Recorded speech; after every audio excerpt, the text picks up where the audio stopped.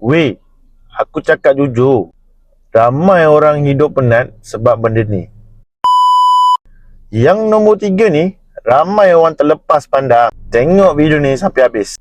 Tapi, sebelum tu, korang tekan button follow supaya korang dapat belajar lagi dari video seterusnya. Like video ni, share video ni dekat family, kat kawan-kawan, dan save button supaya tak hilang.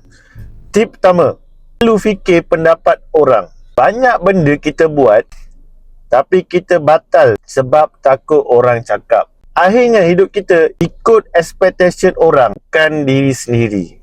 Tip 2, tak hargai diri sendiri. Kita sibuk jaga perasaan orang, tapi bila diri sendiri penat, kita buat-buat kuat. Tip 3, asyik tangguh bahagia. Kita selalu cakap, nanti bila cukup duit, nanti bila senang.